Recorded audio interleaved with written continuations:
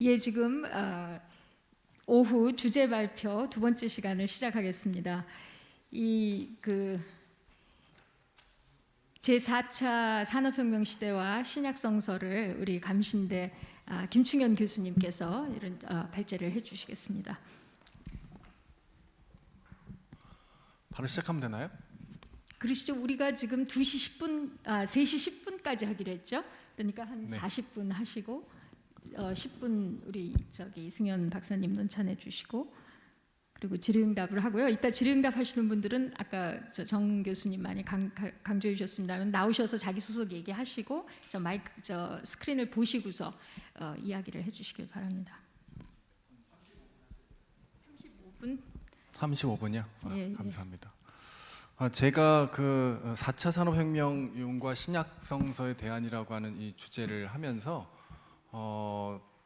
방향을 잘 잡고 있는 건가라는 궁금증이 제 스스로에게 들어서 아까 첫 시간에 우리 조태현 교수님하고 우리 장성민 교수님한테 신약 4차 산업혁명이 뭡니까라고 제가 이제 질문을 드렸습니다. 왜 그러냐면 4차 산업혁명이라고 하는 큰 틀에서 볼 때 그 흐름들이 있는데 그 흐름을 어느 방향에서 보느냐에 따라서 주제와 또 여러 가지 그 맥락을 잘 짚지 않을까라는 생각이 들었습니다. 그래서 일단 저는 누가 만약에 이 오늘 논문과 관련해서 발표와 관련해서 4차 산업혁명이 무엇이며 그리고 왜 이런 것이 대응이 필요하냐라고 묻는다면 먼저 4차 산업혁명은 하나의 저는 시대정신을 호모데우스라고 이제 보는 겁니다. 즉 신이 된 인간이라는 건데 이건 뭐 제가 쓴 개념은 아니고요. 유발 하라리가 이제 쓴 말인데 저는 그 말에 일정 부분 동의를 합니다. 근데 제 예상은 지금까지 맞은 적이 별로 없어서 일단은 그럼에도 불구하고 하나의 경각심을 좀 깨우는 그런 측면에서 그리고 시대가 그렇게 신이 되는 인간으로 흘러가고 있다면 오늘날 그 고전이라고 하는 또는 순수 이론 학문이라고 남겨져 있는 우리 신약성서가 그 현대와 그리고 앞으로 다가올 미래에 대해서 어떻게 대응해야 되는가를 그 접촉점을 찾는 것이 굉장히 어려웠습니다. 그럼에도 불구하고 사회상은 그쪽으로 갈 것이고 신이 되는 인간으로 점점점 향해 갈 테인데 궁극적으로는 물론 지금은 아니지만 우리가 4차 산업혁명이라고 하는 것이 이제 AI라든가 이런 것들이 발전하게 되면 결국은 인간에서 사이보그로 진화되면 여러분 옛날에 600만 불 사나이 뭐 소모지 그런 거 있잖아요. 이런 것처럼 우리의 신체 또 바이오 테크닉이라든가 이런 것들이 발전하게 되면 인간이 나중에는 영원히 살게 되는 시간까지 된다는 거죠. 인간이 영원히 살게 되고 인간의 신체 기관 중에 한 부분, 즉 인간이 무엇이냐라고 한다면 우리 몸이 인간이 아니라 우리의 기억이 되는 거죠. 우리의 정신, 우리의 기억. 근데 이 정신과 기억조차도 나중에는 저장을 해서 우리의 몸은 다 죽어 나가다 하더라도 이제 새로운 몸에다가 그 기억만 저장시켜 놓으면 또 다른 내가 계속해서 사는 겁니다. 이런 좀 말 같지 않은 것 같이 여러분 들릴지 모르지만 사실 또 이것이 점점 그런 시대로 가고 있는 거죠. 그렇게 과학이 초과학으로 이렇게 발전하고 있는데 그런 와중에 궁극적인 꿈은 뭐냐면 진시황제가 얘기했던 건 영원히 죽지 않는 겁니다. 즉 인간은 이제 죽지 않는 단계까지 오게 되는 즉 신이 되는 인간이 되는 사회가 온다는 거죠. 그게 좀 있으면 그게 얼마 될지 모르지만 30년이 될지 50년이 될지 흔히 얘기하는 티핑 포인트라고 하는 그러한 그 AI가 더 인간을 앞서는 시간이 이제 왔다는 겁니다. 그러면 그 시간이 지난 그런 흐름, 신이 되는 인간 사회가 있어서 그렇다면 인간이 신이 되어 버렸다고 한다면 신약성서는 그럼 그런 거기에는 윤리적인 문제, 종교적인 문제, 과학적인 문제, 정신적인 문제가 다 포함되어 있는 총체적인 새로운 가치관이 필요하다는 겁니다. 거기에 대해서 신약성서는 어떻게 대응해야 되는가라고 하는 좀 전 나름대로는 어떤 위기의식 같은 것을 좀 느끼게 됐다는 거죠. 이런 사회상 속에서 막 살아가는데 여기에는요 인간이란 무엇인가에 대한 새로운 개념도 필요합니다. 왜냐하면 인간이 지금까지 여러분 지금 보고 계신 분이 인간이지만 나중에는 우리의 신체 일부가 다 이제 바꿔지게 되고, 그러면 사이보그가 나타나게 되고, 진짜 AI가 인간과 똑같은, 우리 똑같은 생각과 감정을 가진 AI가 등장하게 된다면 그 존재는 뭐라고 부를 것이며, 제 아들이 그런 질문을 하더라고요. 아빠, 이제 AI를 이야기하면서 그 사이보그는 구원을 받아요? 라고 저에게 질문했어요. 그 저는 기본적인 생각이, 야, 사이보그가 무슨 영혼이 있냐 라고 하니까 이 녀석 던지는 말이, 그러니까 아빠는 굴이 돼요 저보고. 제 생각이 옛 생각에 있다는 거죠. 그러니까 얘네들의 세대의 생각들은 다른 겁니다. 인간이라는 개념을 다시 정의해야 된다라는 거죠. 걔네들에게 오늘 제 아들 녀석에게 제가 갖고 있는 기독교적인 대응을 가지고 접근하면 걔네들은 튀겨나가는 거죠. 그럼 그런 시대적인 상황 속에서 어떻게 우리가 대응을 하고, 어떻게 그 선점에서 그들에게 기독교적인 윤리관으로, 그리고 이렇게 치닫고 있는 신이 되어가는 인간의 그 과정 속에서 그럼 인간은 또는 성서는 어떻게 그들에게 대응해야 되는가? 이 문제는 저는 나름 굉장히 심각한 문제고 반드시 다뤄져야 할 주제라고 생각을 했습니다.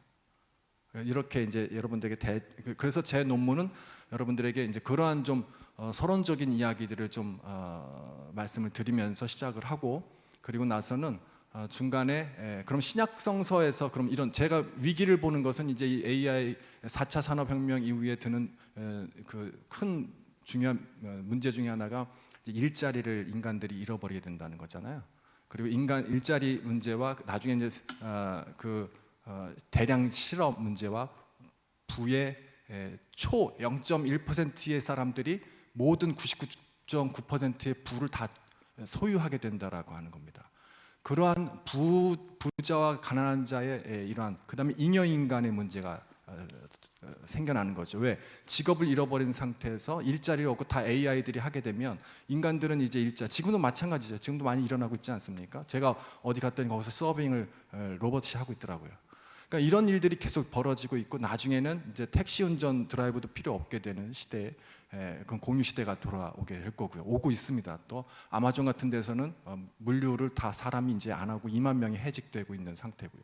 이렇게 가다 보면 나중에는 그 사회에서 인간들의 저나 여러분들은 이제 잉여 인간이 되는 거죠. 나머지 인간들이 되는 겁니다. 그리고 0.1%의 사람들만이 다 부와 권력을 다 가져가게 되는 거죠. 그 시대 속에서 우리는 어떻게 살 것인가. 그 세 번째 문제는 아까 얘기한 것처럼 최종적으로 인간이 이제 신이 되는 단계에 올라간다는 거죠. 인간이 신이 되었을 때 그러면 그들에게 제어할 수 있는 장치가 있을까라고 하는 것이, 이 세 가지를 제가 신약성서에서, 물론 그밖에 많은 그 4차 산업으로 인해서 생성되는 문제들이 많이 있겠지만 그런 것들에 대해서 전 일단 가장 큰 문제 세 가지를 짚어서 제 논문에서 제 나름대로 신약성서적인 대안을 찾아보려고 애썼습니다.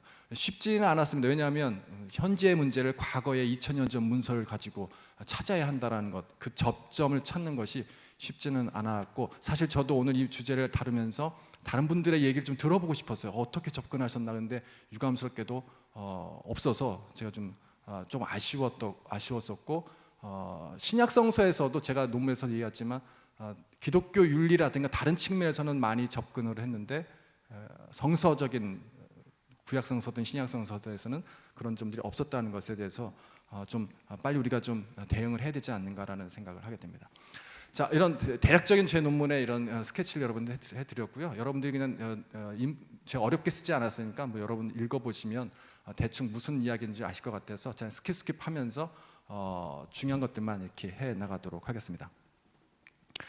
자, 니체가 신은 죽었다라고 얘기했죠. 그러니까 신이 죽었다라고 하는 것에 대해서 이야기를 했고, 그리고 그 시대가 지나면서 신이 없는 사회에서 그 자리를 이제 인간이 차지하는 시대가 도래했습니다. 그리고 그것이 이제 실제적으로 우리 가운데 오고 있다는 거죠.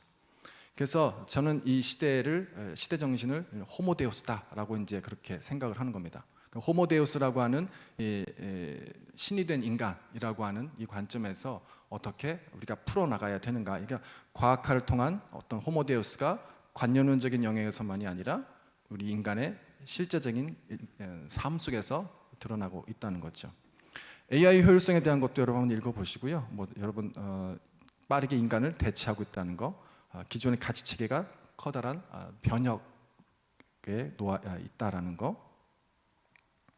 자, 그래서 이제 기독교는 이런 4차 산업혁명을 어떻게 이해하고 앞으로 다가올 미래를 대처해야 하는가를 생각하지 않을 수가 없다라는 겁니다. 그래서 최상위층 극소수가 98% 이상의 부를 가져간다. 예를 들면 대표적인 회사가 구글이라는 거잖아요. 구글이 우리의 정보를 다 가져가고 있지 않습니까? 그 정보를 가지고 이제 AI에 접목을 시킨 거죠. 나중에는 인간보다 훨씬 뛰어난 AI를 만들 겁니다. 그런 기술을 가진 사람들은 조금밖에 없어요. 그 기술을 가진 그 조금의 사람들이 모든 세상을 이제 지배하게 되는 거죠. 자, 연구사는 여러분 한번 보시고요. 우리 기독교 윤리 측면에서 많이 연구를 이렇게 접근을 하셨는데, 여러분 과학과 또 신학과의 그런 만남들에 대해서 몇 분 정도만 이야기하면, 김난의 기독교 교육 파트에서 하신 분이 영적 민감성을 지닌 인간 자신에 대한 깊은 성찰과 인간이 추구해야 할 영적 역량과 영적 가치에 대한 의식을 이분이 강조를 하셨다. 뭐 이런 내용들. 나중에는 우리 감신대학 오성주 박사님 같은 경우도 여러 가지 일들을 말씀하셨고, 김도일 이분도 첫째 하나님의 형상대로 지음받은 인간의 존엄성에 대한 교육을 해야 된다. 둘째 생각하는 인간의 사유성에 대한 강조. 셋째 교육하는 인간, 즉 호모 에듀칸도스의 인간, 이런 것들을 이제 어떻게 해야 되느냐에 대한 교육학적인 학자로서의 접근 방식이었고요.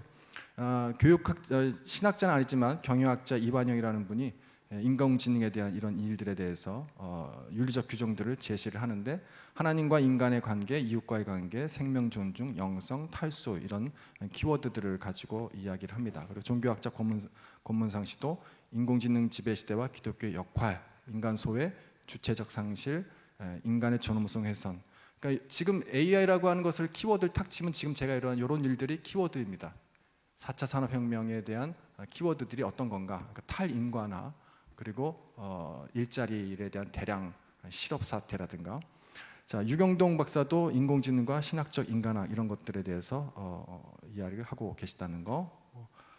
여러분들 그냥 보시고, 일단 제가 이야기하는 건 세 가지를 중심으로 논문을 발제를 하도록 하겠습니다. 제가 첫 번째 말하는 건 빈부격차와 이에 따른 계층 문제입니다. 그러니까 4차 산업혁명이 일어나면 제가 말씀드린 것처럼 초기술을 가지고 있는 사람 또는 기업이 전 세계를 이제 지배하게 된다는 것이죠. 그렇다 그러면 당연히 부는 한쪽으로 쏠리게 될 겁니다. 여러분 아시겠지만 시총으로 놓고 볼 때 지금 미국의 애플이라든가 넷플릭스라든가 구글이라든가 MS라든가 이런 회사 5개 또는 애플 하나만 하도 우리나라 전 시총, 한국이라는 시총에 다 포함한 것보다 더 많다고 하지 않습니까? 그러니까 지금 이 다국적 기업이 아니라 이 AI와 미래 4차 산업혁명을 선도하는 대표적인 이제 그런 구글 이런 회사들이 전 세계의 부를 독점하게 될 것이고, 그것에 우리는 나머지 기업이라든가 나라들은 제대로 대응하지 못하면 종속되게 될 것이 이제 뻔하다라는 겁니다. 거기에 따라서 그럼 신약성서적으로 어떻게 이 문제를 해결해야 되는가라는 거죠. 제가 세 가지의 본문을 제시를 했습니다. 그래서 지금도 자본이 있는 사람이 결국 또 다른 자본을 끌어모으기 쉬운 구조이다. 이러한 재력에 A라는 과학기술력까지 갖게 된다면 세상의 부는 이제 헤어나올 수 없는 승자 독식의 구조 아래로 빠져 들어가게 될 것이다.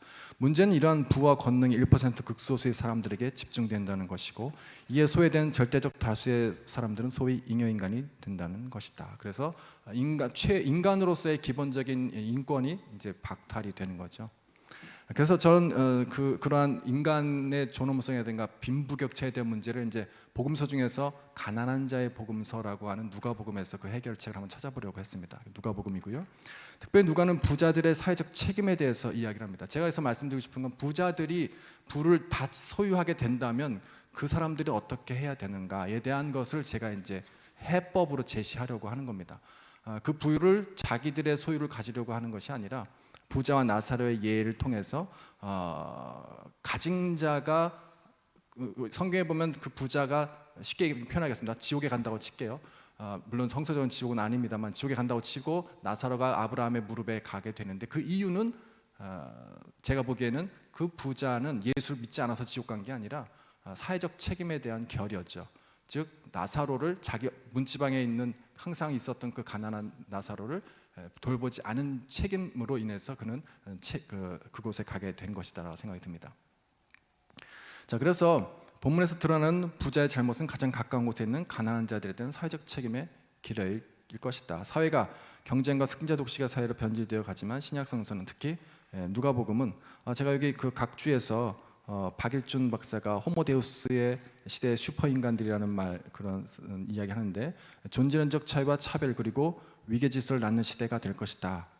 지금 여러분 겉으로는 평등한 사회이지만 나중에는 지금도 돈 있는 사람이 위에 있고 또 밑에 돈 없는 사람이 밑에 보이지 않는 계층은 형성되어 있지 않습니까? 근데 이게 더 심해진다는 거죠. 나중에는 여러분 이게 놀라지 마십시오. 옛날 왕권 시대로 돌아갈 수도 있습니다. 왕이 1인 왕이 온 나라를 다스렸던 것처럼 그때는 시간이 지나면 이 왕이라고 하는 기술을 갖고 있는 거죠. 기술을 가진 한 초 몇몇 사람이 전 세계를 지배하는 그런 시대가 올 수도 있다는 겁니다. 그래서 인간의 역사는 바로 99% 잉여인간들에 의해 기록되었고 인간의 역사를 앞으로 발전시켜 나가고 있다. 그래서 이런 사람들의 역할이 필요하다는 거죠. 자, 그래서 소외된 자들의 종말론적 구원의 반전이 있다는 거, 이들이 하나님 나라를 상속할 자들임을 밝히고 있다. 즉 4차 산업혁명 시대에 필요한 것은 부자는 겸손과 이웃에 대한 배려와 돌봄이다라고 하는 것으로 제가 성서적으로 제안을 하는 겁니다. 신약성서 다른 곳인 야고보서 2장에서도 거기에서도 한 교회 안에서 부익부 빈익부의 현상이 야고보서 안에서 있었다는 거죠. 그래서 1세기 기독교 공동체 안에도 부자와 가난한 자는 공존했고 이들에 대한 사회적 시각과 대우는 당시 공동체를 위협하는 심각한 문제였다라는 겁니다. 그런 문제들에 대해서 이러한 행위를 행하는 자들에게 외적으로 보이는 것으로 사람을 차별하는 것이 아니라 이런 것은 악한 것이다. 이웃 사랑하기를 자신의 몸과 같이 하라라고 야고보서 저자도 이야기를 하고 있습니다. 어쩌면 당시에는 자연스럽게 여겨졌던 부자와 가난한 자에 대한 불평등이라든가 사회적 약자들에 대해서 신약 성서는 차별하지 말고 평등하게 대하라. 그러니까 지금 사회는 부자들 그리고 권력자들에 의해서 상하 구조가 갈 건데 그때 이미 기독교 신약 성서는 평등을 주장하고 있다는 거죠. 그러니까 우리가 자꾸만 이렇게만 가서는 안 된다라고 하는 겁니다. 이 시대로만 흘러가도록 해서는 안 된다는 거죠. 자세한 건 여러분 읽어보시기 바라고요. 자, 누가복음 10장 30절 30절에 등장하는 소위 선한 사마리아인의 비유도 제가 들고 있습니다. 여기서 이웃, 여러분 선한 사마리아인의 비유에서도 예수께서 내 이웃이 누구냐 이렇게 말하고 있지 않습니까? 여기서 이웃의 개념, 우리의 도움이 절실히 필요로 하는 어려움에 처한 자들, 이것이 민족, 인종, 문화, 종교적인 면을 뛰어넘는 것이다. 그러니까 이런 어떤 누구만에 의해서 사람들을 권력을 갖거나 부를 소유하지 말고 종교와 문화와 모든 다른 사람들에 대해서도 책임져 주어야 한다는 거죠. 이처럼 신약 성서는 부자들의 사회적 책임, 계층 간의 불평등에서 소외된 이웃에 대한 책임을 강조하고 있다. 인류 역사에 부자와 가난한 자는 언제나 있어 왔고 계층 간의 갈등은 늘 존재해 왔고, 그러나 신약 성서는 이러한 사회적 구조와 불평등에 대해서 침묵하거나 순응하는 것이나 성과 신분, 빈부차별에 대해서 당연시 여기지 말아라는 거죠. 그리고 옛날과 같은 종과 주인의 계급은 아니지만 사실상 새로운 신분 계급이 형성될 것이다 라는 겁니다. 그래서 인간은 그 존재 자체로 존엄하고 모두 같은 권리를 누려야 하는 평등한 존재이다. 두 번째 문제가 일자리 문제입니다. 4차 산업이 발전하게 되면 이제는 아까 얘기한 AI들, 로봇들이 인간의 직업들을 다 대체하게 될 것입니다. 그 중에 하나는 이제 가르치는 우리 교수들도 마찬가지고요. 의사도 마찬가지고 살아남는 직종들이 별로 없어요. 자, 자본가나 기업가는 철저하게 이윤을 추구하기 때문에 그들의 판단 기준은 철저하게 가성비입니다. 가성비, 투자 대비 얼마나 많은 돈을 벌어들이느냐. 자, 그런 관점에서 볼 때 로봇으로 인해서 사람들의 일자리는 줄고 남아있는 일자리도 빠르게 로봇이나 인공지능으로 대체될 것이다. 그렇다면 인간은 이제는 더 급속하게 잉여인간이 되어갈 것이다라는 거죠. 그렇다면 성서는 이러한 새로운 문명과 기술에 대해서 무엇라고 말하는가? 일자리 문제의 근본적인 원인을 찾아가다 보면 그 원인 제공은 4차 산업혁명에 자리 잡고 있음을 알 수 있다. 1, 2, 3차 산업혁명의 커다란 변혁의 흐름 속에서 인류는 그때마다 큰 홍역을 치루었습니다. 4차 산업, 제가 이제 아쉬웠던 것은 산업혁명이 갈 때마다 기독교는 거기에 대해서 어떻게 반응했는가입니다. 지금도 4차 산업이 가고 있는데 기독교는 어떻게 반응할까요? 설마 그런 시기가 오겠어? 라거나 또는 적극적으로는 그런 시대가 못 오도록 한다는 거죠. 종교 도덕적인 것으로 억압하는 겁니다. 근데 실제로 1차 산업대에 1차 산업혁명 때 방적기, 제철기계, 증기기관, 공작기계 이런 것들이 발전해서 농업 중심 구조가 이제 경제 구조가 무너지고 공장과 기업 조직이 출현하게 됐죠. 이때 나온 것이 러다이트 운동입니다. 기계 파괴 운동이죠. 기독교에서 이걸 주관했습니다. 그래서 이런 것들이 이런 시대가 오지 못하도록 하는 거죠. 기계 파괴 운동. 2차 산업혁명 시대 때도 마찬가지입니다. 전기, 통신, 정유, 자동차 등의 산업이 발전할 때 대량 생산이 가능하게 되었고요. 이것으로 빈부격차가 커졌습니다. 그래서 록펠러 같은 사람들이 굉장히 부를 쌓았고요. 근데 거기에서도 역시 반과학주의 단체들이 생겨났고 이러한 시대적 흐름에 대항을 합니다. 기독교가 이 안에 포함되어 있는 거죠. 마찬가지로 3차 산업, 4차 산업혁명도 그것이 문명의 진보이든 파괴든지 간에 기독교는 여기에 대해서 적절하게 대응을 하는 것이 아닙니다. 오히려 반대하거나 또는 그런 시대가 오겠냐라고 하는 그런 좀 나이브한 생각들을 갖는 거죠. 이런 커다란 운명적 흐름에 도태되거나 외면한다면 그 누구이든 새롭게 형성되게 될 계층 구조 속에서 가장 아래에 위치하게 될 거라는 기독교인들이 사회, 제가 주장하고 싶은 건 그겁니다. 사회 계층에서 이런 것들을 만약에 놓치고 또는 안 오게 될 것이라고 한다면 결국은 이 산업 구조 속에서 최상위 포식자들은 그 기술을 가진 사람들이 될 것이고 그것에 외면한 사람들은 맨 밑에 있게 되겠죠. 만약에 기독교가 이것을 계속 외면하고 부정한다고 한다면 우리는 영락없이 맨 밑에 있어야 되고 밑에 있는 것으로 만족할 게 아니라 이 사회가 어디로 가는지에 대해서 통제할 수 있는 권리까지도 우리는 잃어버리게 된다는 겁니다. 그렇다고 한다면 우리도 빨리 이 4차 산업혁명이라고 하는 것에 대해서 더 능동적으로 적극적으로 대응을 해야 되지 않겠냐는 거죠. 자, 그래서 제가 이런 세계관에 대해서 문제 제기를 하면서 일자리에 대해서 일자리과 세계관의 무슨 차이냐라고 한다면 이런 세계적인 흐름에 대해서 좀 더 빨리 대응을 하라는 거죠. 교회 교육이든 또는 기독교적인 생각에서든지 간에 우리 2세대들에게 우리가 지금 배우기는 좀 어렵지만 우리 2세대들에게 이러한 시대적 흐름을 감지하고 그런 흐름에 맞는 교육을 오픈 마인드로 해서 가르쳐야죠. 마태복음 9장 14절 이하에 보면 금식 문제로 놔두는데 거기에 새 포도주는 새 부대에 넣어야 한다라고 하는 거죠.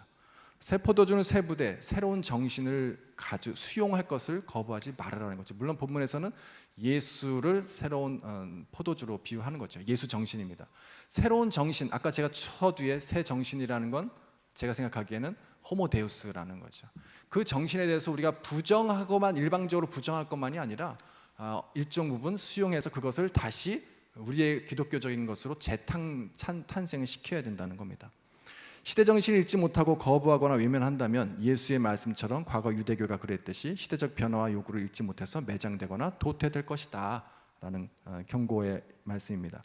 전통적인 일자리에만 진출하지 말고 새로운 영역과 분야에도 과감하게 진출해야 할 것이다. 제가 그러니까 어떻게 원론적인 대안을 제시하는 것 같지만 저는 정신을 좀 바꿔달라고 하는 것을 말씀을 드리겠습니다. 마지막 신이 된 인간입니다. 호모데우스죠.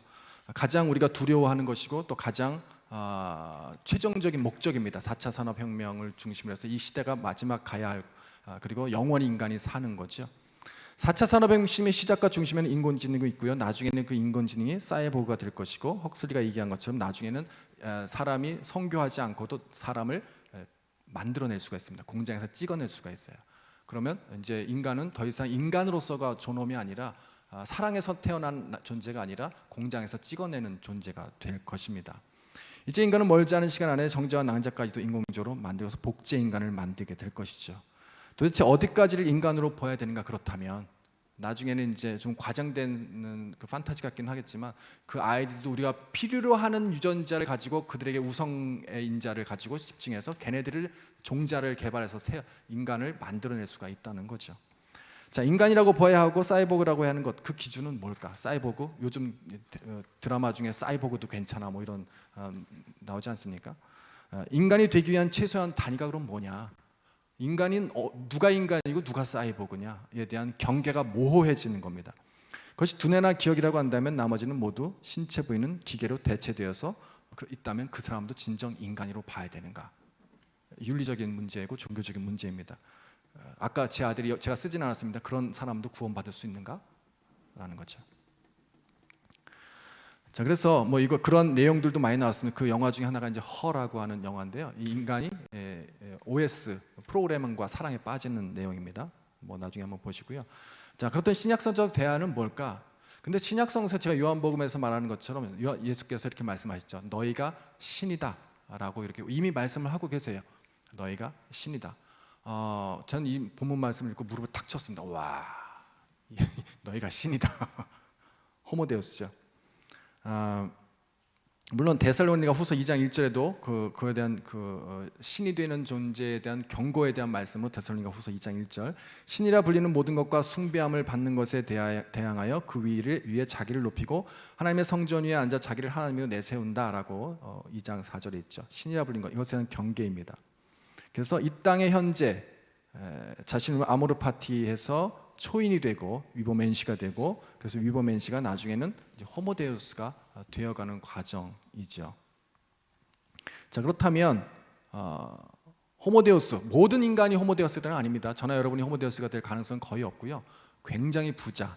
아마 이거는 지금 이제 우리 좀 오버해서 말하면 우리 이건희 회장께서 이제 며칠 전에 돌아가셨지만 그 정도의 재력이 있는 사람이라면 한 30년, 40년 뒤는 어떤 그분은 안 죽을 수도 있을 겁니다. 이런 과학 기술이 발전이 된다면. 자, 호모데우스는 상위 극소수의 사람만이 과학 기술의 모든 혜택을 누리고 살면서 다른 절대 다수의 사람들을 지배한다는 점에서 형태만 다를 뿐 결국 과거 인류 역사의 황제나 왕에 의해 지배되었던 제국주의의 또 다른 형태일 뿐이다. 여러분, 실제로 미국의 그 안젤리나 졸리인가요? 그 여인이 자기 가족 내력 중에서 유방암에 걸렸어요. 그래서 이 사람도 미리 이제 자기 가족력에 유방암이 있으니까 미리 절제 수술을 받습니다. 돈 있는 사람은 그렇게 할 수가 있는 거예요. 미리 이 사람들의 퍼센테이지가 어떨고 유전자 조직의 변형이 어떻게 진행될 것이며 여기에 대해서 미리 돈을 주고 그걸 아예 해버리는 거죠. 제거를 하는 거죠. 자, 그래서 호모데우스를 통해서 이게 그렇다면 이게 꿈에 실현된 건가? 진시 황제가 얘기했던 그런 인간의 영원히 죽지 않는 생로불사가 되는 꿈이 드디어 과학 기술의 혁명을 통해서 이루어지게 되는, 이게 꿈의 실현, 인간의 궁극적인 목적의 달성인가? 이렇게 볼 수도 있지만 또 한편으로는 그렇다면 인간은 그러한 아까 얘기했지만 다 그렇게 되는 게 아니라 몇몇의 사람만이 그렇게 될 수 있다면 그런 사람들에 대해서 어떻게 누가 통제하고 제어할 수 있을까? 요한복음 10장 22절 이하에 예수께서 내가 말하기를 너희는 신들이며, 이거 예수님께서 인용하신 말씀입니다. 내가 말하기를 너희는 신들이며 다 지존자의 아들들이라 하였으나 라고 말씀이죠. 즉 하나님의 말씀을 받은 사람들은 신이다라고 선언을 합니다. 그래서 이게 예를 들면 이런 거지. 예수께서 그 컨텍스트는 예수께서 이제 하나님의 아들이심에 대한 변호의 문장이죠. 그래서 저게 누군데 이렇게 자기를 그렇게 하냐 할 때 하나님이 예수께서 봐라, 시편 기자도 이렇게 말하고 있지 않느냐. 하나님의 말씀을 받은 자는 신이다라고 이미 말하고 있다는 거죠. 물론 신적인 권위와 지위를 말하는 겁니다. 그래서 예수께서 그 본문을 가지고 신이라 하지 않았느냐라고 하죠. 그러니까 본인도 신이다라고 얘기하는 거죠. 저는 이 본문에서 조금 더 나아가면 그 본문에는 그 본문을 읽고 있는 독자들 또한 그것이 우리 가운데 신으로 해석할 수 있다라는 거죠. 이거 저의 생각뿐만 아니라 베슬리 머레이라고 하는 사람이 이렇게 말해요. 만약 전 존재적 말씀을 받는 것이 사람들을 신들이라 불리는 일에 있어 정당화한다면 훨씬 더 우리는 하나님의 아들이라는 칭호를 비매개적이며 직접적인 존재에 있어서 성부 자신에 의해 성별되고 파송된 전 존재적 말씀을 지니는 인간 담시자에게 적용한 일에 있어 더 정교화된다.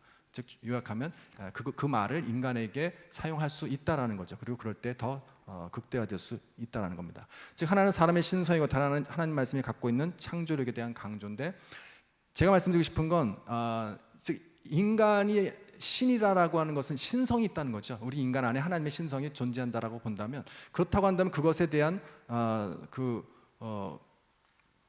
제동잔치는 없는가? 당연히 여기 하나님의 말씀을 받은 자가 신이다라고 할 것이다라는 거죠. 저는 이 말씀을 하나님의 말씀이라고 하는 어떤 제어장치로 제가 해석을 했습니다. 인간은 이미 하나님의 신성을 부여받은 존재이지만 그것은 하나님의 말씀과 함께 할 때, 그리고 하나님으로부터 보냄을 받은 하나님의 대리인으로서 하나님의 일을 행할 때에 호모데우스의 빛을 발하게 된다. 신약성서는 이미 인간의 신임을, 그리고 그 안에 있는 신성을 부인하지 않는다. 다만 이러한 신성이 그 원래 존재의 빛을 발하기 위해서 함께 있어야 할 것이 바로 하나님의 말씀이다. 즉 인간이 하나님의 말씀을 통해 예수가 하셨던 하나님의 일을 하지 않고 과학 기술이라는 도구를 통해서 자신을 위한 일을 한다면 그것으로 위험한 일이다.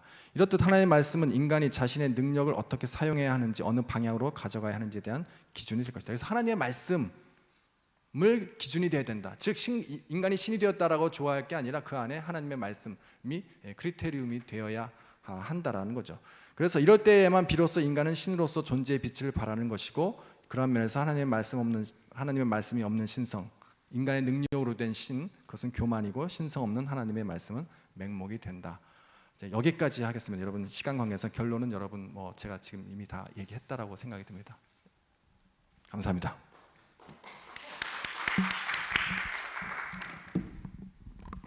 예, 교수님 그 2시 50분까지 하시도록 시간을 드렸는데 5분을 절약해서 반환을 해주셨어요. 예. 본문에서도 말씀해 주셨습니다만 지금 기술공학, 이 과학 발전 속도가 너무 빨라서 이제 이런 것이 현실에 사용되려면 적합한 그 현실 규범적인 법들이 제정이 돼야 되는데 법을 만들 시간도 없이 이제 그 정부 대처 속도가 느리다고 이제 본문에 지적을 해주셨는데, 사실 이게 세계적인 문제인데요.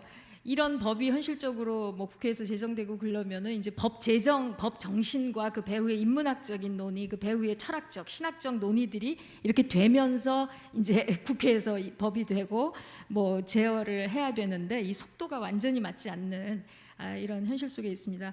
그래서 굉장히 귀한 논문, 그 성서학 분야에서 아주 선구적인 그 공헌을 해주신 논문인데요. 우리 이승현 교수님께서 그 논찬을 한 10분에서 15분 해주시겠습니다. 예, 감사합니다. 네, 안녕하세요. 호서대학교 이승현 교수입니다. 먼저 좋은 논문 발표해 주신 김충현 박사님 감사드립니다. 일단 이 논문의 의의는 일단 AI와 관계된 최초의 신약성서와 연관해서 AI를 살펴본 첫 번째 논문이기 때문에 그것만으로도 우리 김충현 박사님께서 박수를 받을 이유가 충분한 이유가 된다고 생각을 하고요. 저는 믿으실지 모르겠지만 학교에 AI 대표 교수가 몇 명 있는데 그 중에 한 명이 되었습니다. 작년에 학교에서 국가 신청해갖고 AI 받아가지고 몇십억을 따왔더라고요. 그래서 학과마다 다 AI 대표 교수를 만들어가지고 전공에다가 2과목씩 가르쳐야 된다 그랬는데 누가 제 이름을 열었는지 모르겠는데 나중에 보니까 제 이름이 포함이 돼 있더라고요. 아마도 우리 기독교학과 교수님들 중에서 학부에 공학을 한 사람이 저밖에 없다 보니까 아마 저를 누군가가 꽂아놓은 게 아닌가 싶어서 마시고 싶지 않은 주님이 회피하고 싶었던 십자가의 잔처럼 저도 좀 회피를 하고 싶었는데 다른 사람이 할 사람이 없는 거예요. 그래가지고 결국은 제가 그걸 맡았고 이제 수업을 올해부터 지금 이제 전공 수업을 가르쳐야 됐기 때문에 수업을 내라 그래서 저도 이제 AI와 기독교라는 과목을 개설을 해서 현재 지금 2학기 때 가르치고 있는데, 그래서 작년 겨울부터 이제 과목을 만드느라고 논문을 찾아보고 연구하고 준비를 했는데 문제는 논문이 없어요. 여기 앉아 계신 분들이 다 이제 신약 전공이시니까 우리의 문제는 그거잖아요. 너무 많다잖아요. 너무 많다. 하나 연구해보고 싶다 그러면 너무 자료가 많다. 이 자료가 왜 이렇게 많아? 그거 읽다 보면 시간 다 가고 그 분석하고 하다 보면은 시간 다 가버리는데 이 AI에 연관된 것은 자료가 없습니다.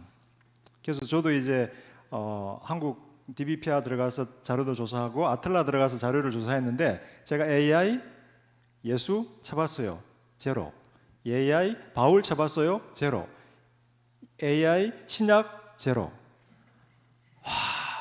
논문을 어떻게 써? 그래서 저는 김충현 박사님이 이 와중에 이렇게 논문을 하나 써오셨다는 것 자체에 대해서 저는 굉장히 좀 칭찬을 해드리고 싶고, 국내에 이제 다른 윤리학자들이나 신학자들이나 이런 분들이 한 10편 정도 논문을 이제 써놓으셨더라고요. 그래서 이제 저도 김충현 박사님 읽으셨던 것들을 다 읽었고, 그다음에 이제 미국에서는 영미권에서는 이제 자이곤이라고 하는 저널에서 AI랑 테크놀로지하고 종교를 연관해서 보는 논문들을 한 10여 년 정도 계속 발표를 했더라고요. 그래서 이제 윤리학적인 측면에서 종교적인 측면에서 AI를 다루고는 있는데 기독교적인 측면에서 그다음에 신약학적인 측면에서는 없어요, 논문이.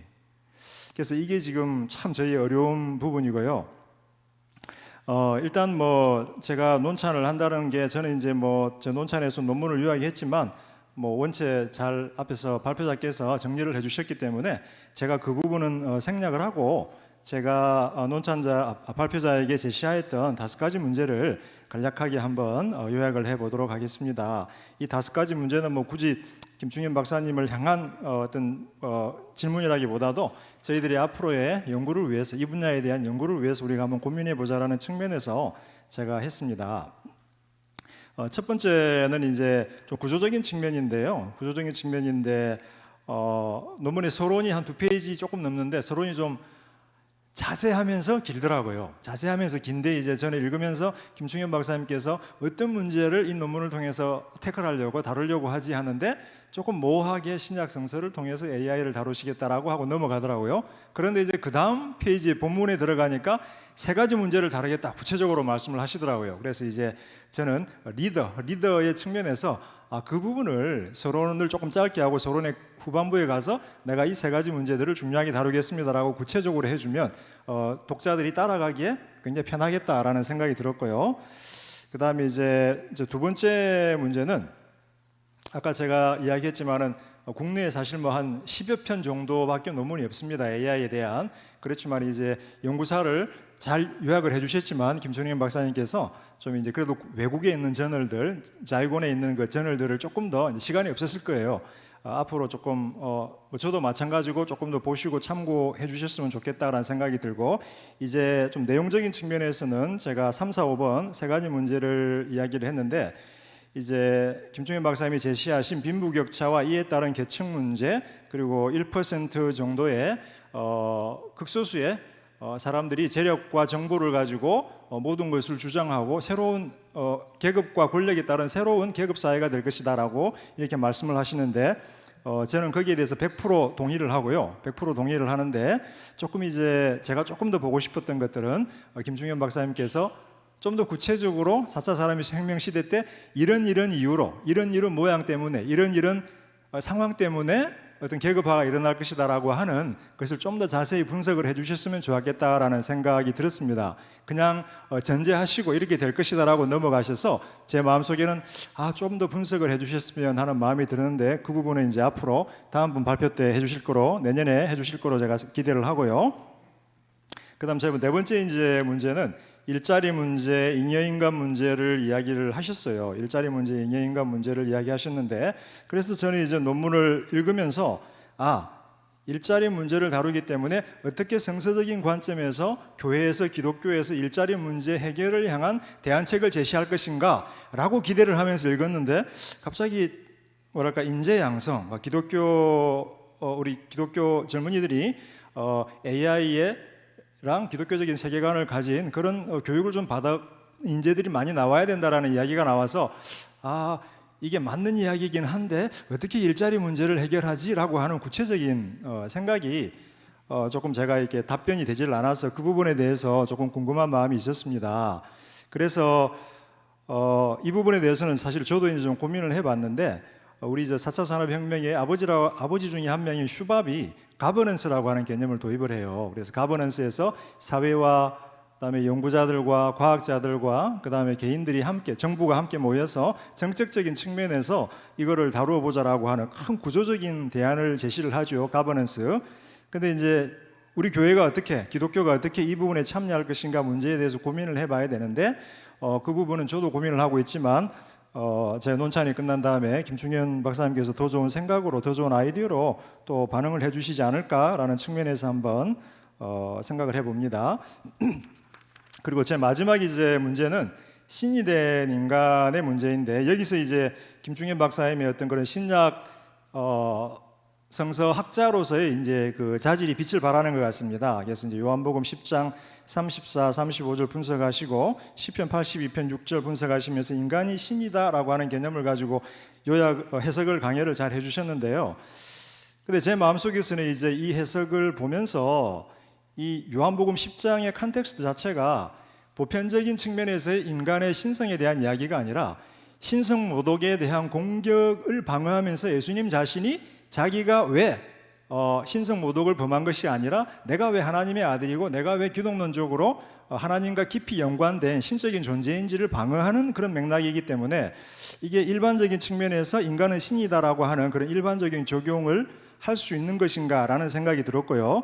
그 다음에 이제 요한복음 뭐 다 잘 아시겠지만 요한복음의 맥락 속에서 말씀이라고 하는 것은 로고스잖아요. 1장 1절부터 그죠? 그 예수 자체 말씀 로고스. 그래서 말씀은 특별히 요한복음에서 로고스 예수님의 신성에 대한 개념으로 선지에 대한 개념으로 이해가 되는데 김충현 박사님께서는 좀 그냥 일반적인 측면에서의 하나님의 말씀이라고 하시면서 그 하나님을 모시고 사는 우리 인간이다, 하나님이다, 하나님의 자녀들이다, 신이 되었다라고 해석을 하시는 게 조금 해석학적으로 좀 무리가 있지 않는가라는 생각이 좀 들었습니다. 그래서 오히려 이제 저는 대안적인 측면에서 인간은 신이다, 호모데우스라고 하는 개념 제가 이제 고민을 하면서 사실은 최근에 바울의 아담 기독론 책을 출판을 했는데 제가 다음번에 이제 이 AI랑 연관해서 쓰려고 하는 논문이 뭐냐면 하나님의 형상 개념을 통해서 우리가 하나님의 형상으로 창조되는 그때에 바로 우리 안에 하나님의 신성이 들어와 있었고 아담의 타락 이후로 신성을 우리가 잃어버렸고 다시 말하면 호모데우스로 우리는 창조되어져서 예수 안에서 호모데우스가 되는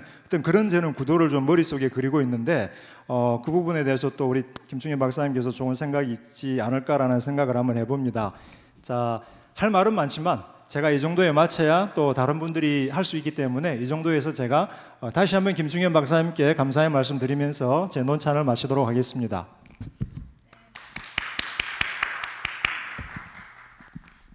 예, 감사합니다. 이 우리 신약학에서 제4차 산업혁명의 선구적인 논문을 김충현 교수님이 쓰셨는데 그 논찬을 아마 신약 성서학자 중에서 AI 교수 포지션을 가지게 되시는 거는 이승현 교수님이 최초 아니실까 싶습니다.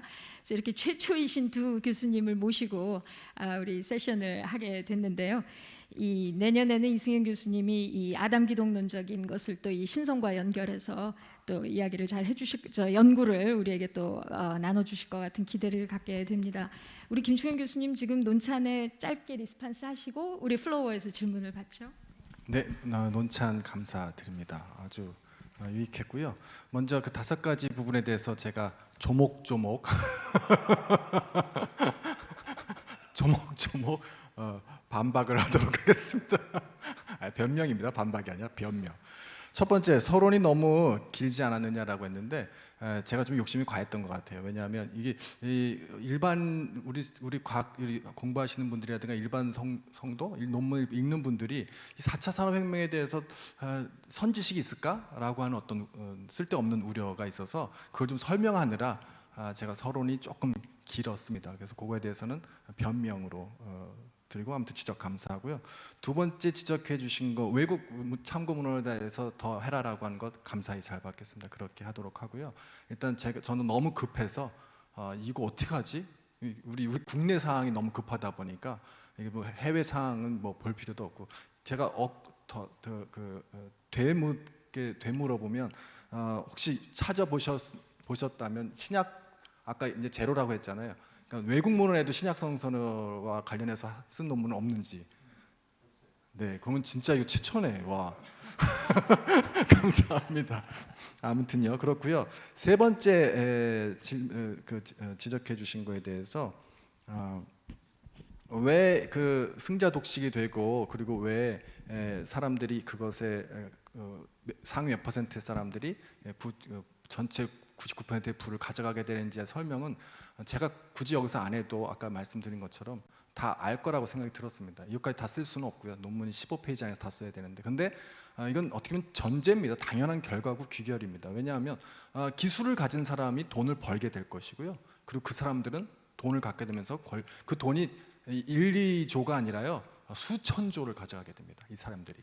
이건 그렇게 되면 그 돈은 계속해서 그 기술에 집중해야 할 것이고 그 기술은 계속해서 또 다른 기술을 낳게 될 것이고 그 기술을 가진 사람들은 점점 신이 되어져 가게 될 겁니다.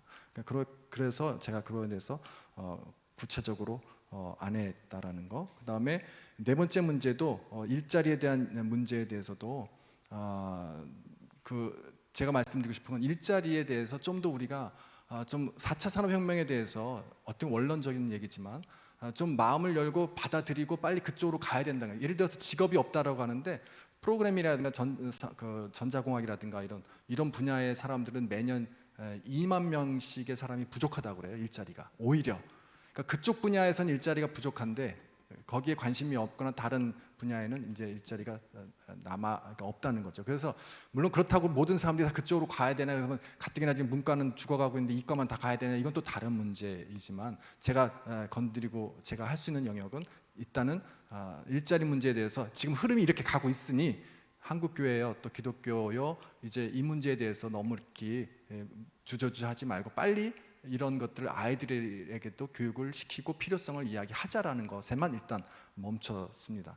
그리고 다섯 번째 신이 된 인간에 대해서도 말씀드린 것처럼 그런 본문이지만 그러나 제가 되묻고 싶은 건 예수께서 과연 내가 그러니까 신이다라는 거 거기에만 멈춘 걸까라는 거죠. 분명히 이 본문을 통해서 우리 또한 신의 존재의 신성을 갖고 있는 존재라는 것을 독자로 하여금 요한복음 저자가 이야기하려고 하는 게 아닐까. 그런 측면에서 이 본문에 대한 해석을 했고 말씀도 로고스에 관한 지적 감사하고요. 그것도 뭐 기회가 되면 보충하도록 하겠습니다. 감사합니다. 예, 정교한 질문과 정교한 답변 감사드리고요. 우리 교회에서 늘 벌레 같은 죄인에 익숙해 있는 우리 개신교 정서에서는 요한복음 10장에 이 말씀을 받은 자가 신이라고 하는 요것으로 설교 말씀을 하거나 묵상을 하기가 참 쉽지 않았던 부분인데 이제 불교와 기독교의 이 종교 대화하는 분들에게 인기가 많았던 본문으로 알고 있습니다.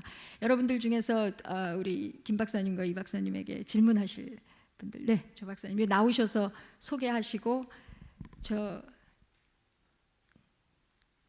카메라 보시고서 말씀해 주세요. 네, 두 분의 발제와 또 논창 감사드리고요. 제가 이제 질문드리고 싶은 거는 이제 그 유발 하라리가 호모데우스에서 그런 얘기를 하거든요. 그 인간이 신이 되었을 때 인류는 이제 멸망하게 된다.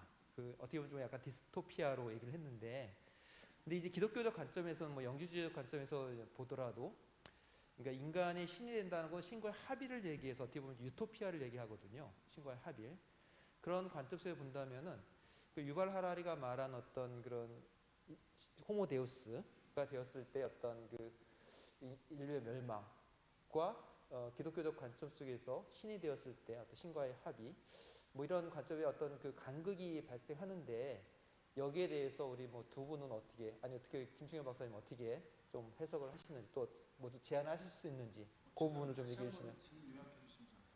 이거 호모데우스, 그러니까 유발 하라리가 호모데우스에서 인간이 신이 될 때 이제 인류는 이제 종말을 맞게 된다, 뭐 그런 식의 얘기를 하거든요.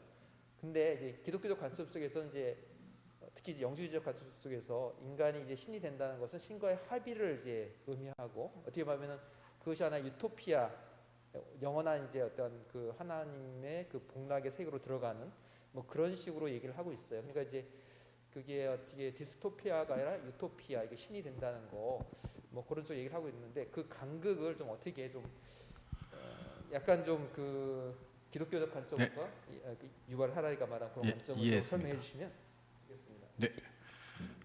그 AI에 대한 4차 산업혁명에 대한 그 전망은 이제 미래학자들마다 조금씩 달라요. 그래서 지금 이야기한 것처럼 긍정적으로 보는 사람들이 있고, 예를 들면 이제 뭐 그 페이스북 창업자인 누구죠?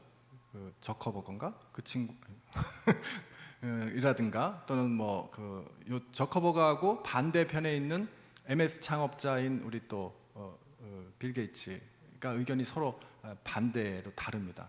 구글 같은 창업자도 이제 긍정적이고요. 그래서 또 우리 누굽니까? 우리 이번에 화성에다 위성 쏘아 올린 그 테슬라 앨런 머스크 같은 경우도 이제 반대 입장인데요. 그러니까 그쪽에 있는 산업에 일각 있는 사람들조차도 서로 의견이 이제 어떻게 될 것이냐 달라요.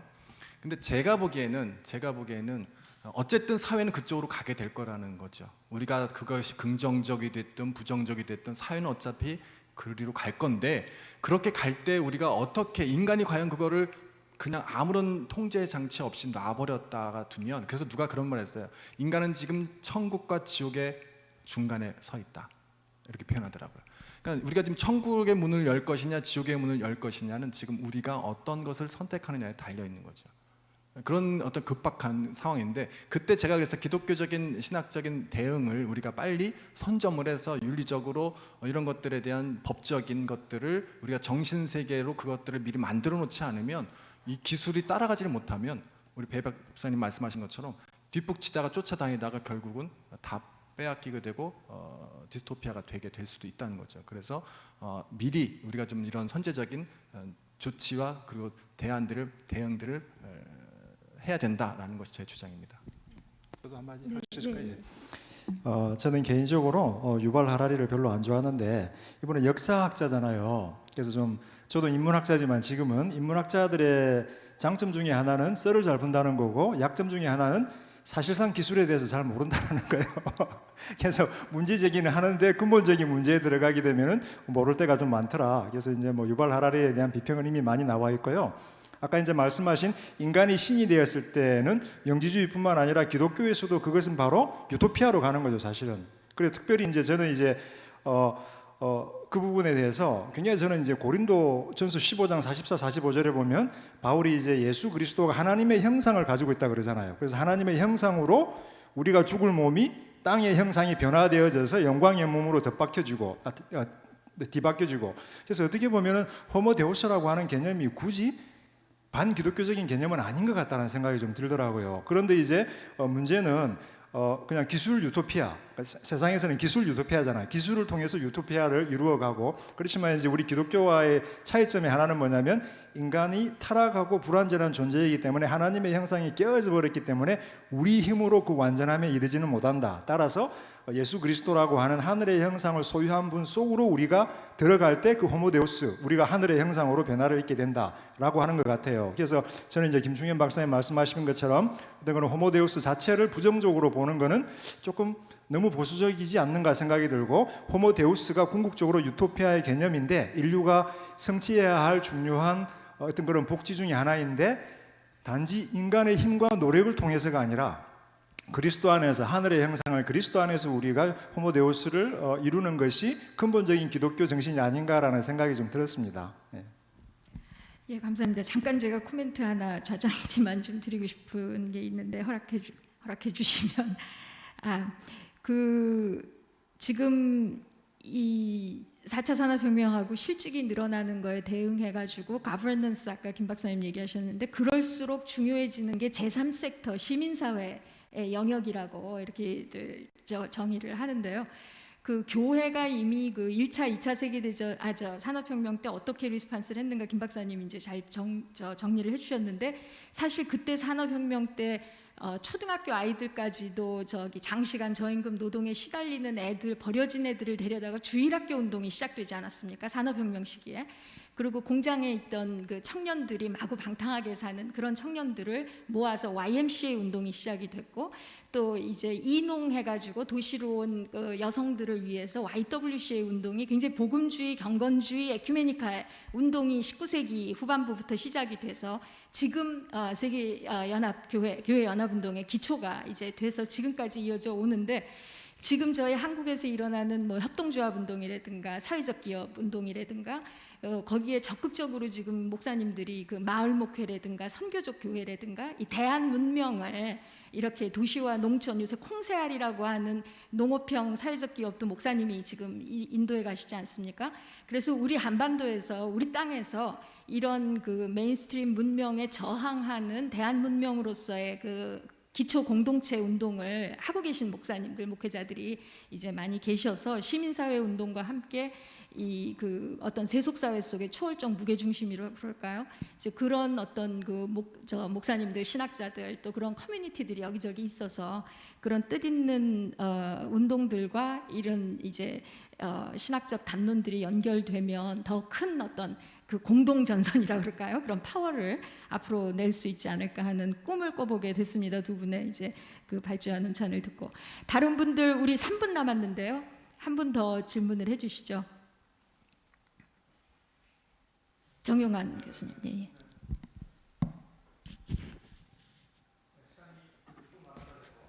네, 연세대학교의 정용환입니다. 귀한 발제 감사드리고요.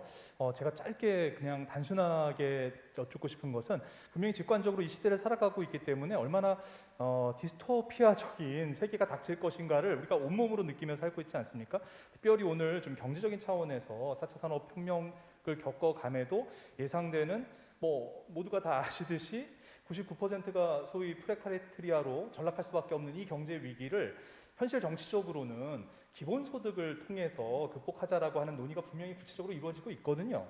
근데 한번 이 분야를 연구하셨기 때문에 신약학자로서 너무나도 좀 지금 좀 민감할 수 있는 사안이지만 어떤 좀 논제를 던져주실 수 있으려는지 한번 여쭤보고 싶습니다. 쉽게 얘기해서 기본소득이라고 하는 이제 제도를 실제로 적용하는 나라들이 있잖아요. 스위스에서도 한번 실제로 했었고, 그리고 저 북아메리카에서도 실행을 한 것으로 알고 있는데, 저도 이 기본 개념은 일을 안 해도 흔히 로봇세를 받는 거죠. 그러니까 로봇들이 이제 돈을 일자리를 다 우리 사람들이 일자리를 다 가져갔으면 부자들이 그걸 다 로봇들을 통해서 가져갔으니까 정부에서는 로봇들에게 세금을 붙여서 로봇들로 하여금 세금을 버는 걸 사람들에게 이제 주자라는 게 기본 소득 개념입니다. 그래서 인간이 아무 일도 안 했지만 그냥 기본적으로 생활할 수 있는 돈을 정부에서 지원해 주는 개념이죠. 그러니까 어찌 보면 인간 입장에서는 아무것도 일을 안 하니까 좋은 일일 수도 있죠. 자기에 대한 그게 어떻게 보면 유토피아가 될 수도 있는 건데, 저는 그런 사회가 만약에 도달한다고 한다면 한편으로는 그것도 이제 어떻게 뭐 양자택일이 아니라 한편으로는 좋은데, 그 잉여 인간이라고 하는 어떤 박탈감, 내가 어떤 존재, 이렇게 사람은 의미를 추구하는 존재잖아요. 의미 없이 그렇게 유유자적 신선 노릇만 하는 인간의 스스로를 어떻게 규정할까? 이걸 행복으로 규정할까 과연? 라고 생각하면 이거는 좀 우리 정 박사님 제가 아까 좀 어려운 질문하지 말아달라고 했더니 드디어 하셨는데, 저는 이 분야는 우리 정책 분야에서 이거는 좀 진짜 어렵습니다. 그냥 정부에서 제가 일을 안 해도 돈을 준다? 기본소득으로? 분명 좋긴 한데 안정적인 그건 좋은데, 그 나머지 마치 그 인디안들에게 미국에서 돈을 주었잖아요. 그랬을 때 그들의 삶이 피폐된 것처럼 과연 그렇게 가지는 않을까라고 하는 어떤 그 우려와 긍정과 부정이 같이 존재하기 때문에 그거는 좀 더 생각해 보도록 하겠습니다. 예, 우리 총무님 이제 마쳐야 되는. 질문하시죠, 총무님. 지금 아직 조금 딱 10분인데요. 예.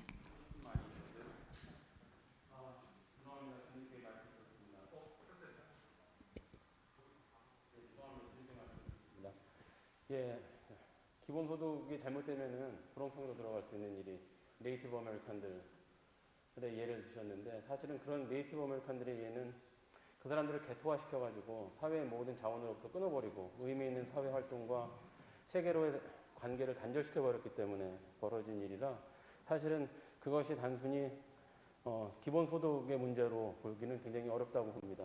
결국은 기본소득이 주어질 때 사람들이 어떻게 의미 있는 삶을 개척해 나갈 수 있도록 만드느냐가 중요한데, 사실은 그것은 다른 사람이 해줄 수 있는 것도 아니고, 지금은 강제로 주어지는 일거리 때문에라도 그것에 의미를 찾고 거기에 시간과 에너지를 몰입하면서 살아가기 때문에 미처 느끼지 못했던 것들을 느낄 그런 상황들이 도래할 거거든요. 그럴 때 만약에 저도 답은 없지만 크리스천들이, 신학계가 또 교회가 할 수 있는 일은 내가 어떻게 스스로 주체적으로 인간의 의미를 찾아가는 일을 하게끔 만들 것인가, 한 걸음 떼을 수 있는 용기를 갖게 할 것인가, 아니면 서로의 존재를 확인할 수 있는 어떤 네트워크를, 공동체를 형성할 수 있게 할 것인가. 예, 제가 이해는 합니다만 제가 방송 출연하는 게 아니니까 좀 여유를 두고 했으면 좋겠습니다. 저도 이분들을 좀 보고 싶고요.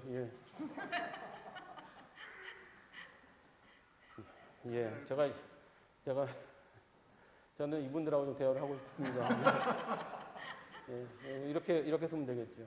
그래서 그런 것들을 생각해 보면 사실은 기본소득은 선택의 문제가 아니라 가야 할 방향이 되거든요. 왜냐하면 로봇을 받아야 될 만큼 세상이 바뀐다면 그곳에서 살아남을 수 있는 방법은 결국은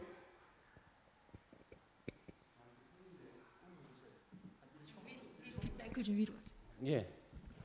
그래서 생각을 다시 정리해야죠.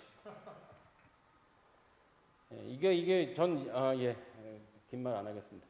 예, 그래서 그런 삶이 도래할 수밖에 없는 현실이라면 기본소득은 가부의 부작용이나 아니면 아주 정작용을 따라서 선택의 문제가 아니라 가야 될 길이고 그 길을 선택한 다음에 그 다음에 삶의 문제를 어떻게 만들어 나갈 것인지를 고민해야 될 어떤 구체적인 생각거리나 고민거리가 우리에게 주어진 것은 아닐까 그런 생각이 들어서 늦은 시간이지만 한마디 코멘트하고 싶어서 마이크 들었습니다. 감사합니다. 시간 네, 감사합니다. 지금 우리가 시간이 3분 지났는데 김 박사님 마지막으로 응답. 그 이상호 박사님 말씀에 제가 귀가 팔랑귀라서 전적으로 동의하면서 일단 생존권은 먼저 보장은 돼야 될 것 같아요. 우리가 지금 살아야 되기 때문에 의미는 일단 2차고 그래서 지금 재난지원금도 지금 줄까 말까 하는데 좀 줬으면 좋겠고 일단 기본소득은 좀 주고 그리고 나서 살고 난 다음에 살려놓고 나서 의미를 좀 찾았으면 좋겠다.